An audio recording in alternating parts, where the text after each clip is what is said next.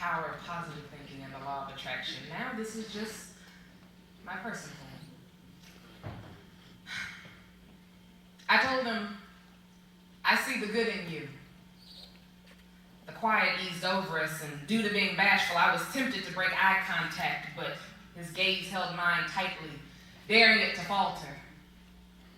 And with the grace of the sun setting over high-fiving seas, he tilted a warm, bearded face down and let the words fall out smooth, saying, "And I see God in you." A hot flash took over my frame, and chills escorted themselves down my spine. My fingers twitched, in part wanting to pinch myself, the other part just dying to run them through his facial hair. Decades probably went by with us standing there. Everybody else probably noticed, but we didn't care. You see, we were lost in translation. Speaking the same language, but having never met someone else fluent, we had to pause to process the privilege. He stepped closer, as if the oven had dinged to announce we were ready, but I still felt a little too hot to touch. The way that this man shifted his gaze to take me in terrified me in the most gorgeous way. Because I could tell this man was looking to own me.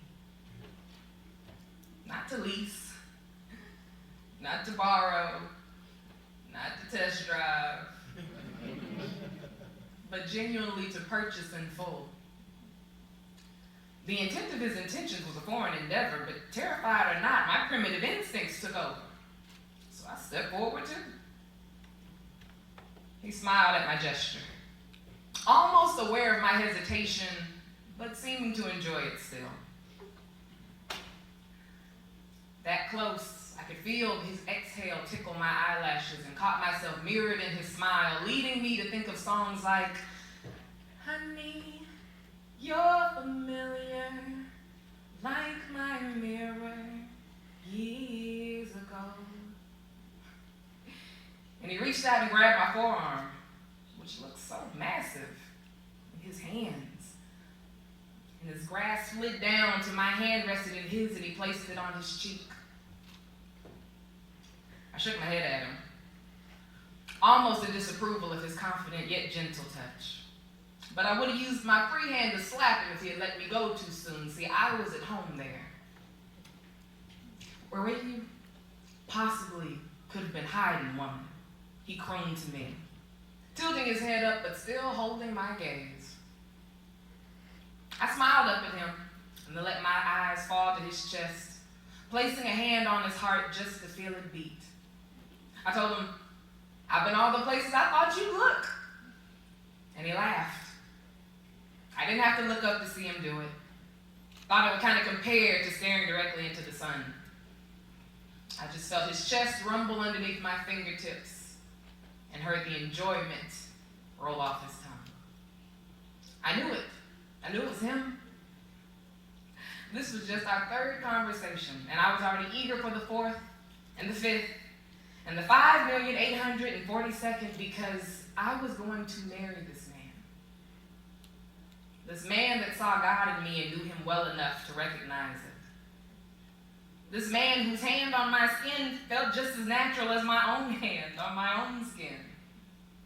This man who, when speaking to me, his words were choice and potent and kind. "Let's not waste any more time then, huh?" he said, dropping our hands from his face but still holding mine tightly. I was terrified, fearing that this man might just be telepathic, and I was not ready for him to read my thoughts. Not because I didn't want him to know them all. I just wanted to dust the good ones off first before I showed them to him. He's like, I've seen you walking by. I've seen you passing by, and I know how nice you look there, but I want to see what you look like walking at my side. Let me take you out. I nodded, which was about all I could do. Mostly relieved that he hadn't figured it all out yet. But based off his demeanor, I could tell that marrying me was probably on his to-do list. We picked a date for our first date, a time and a place.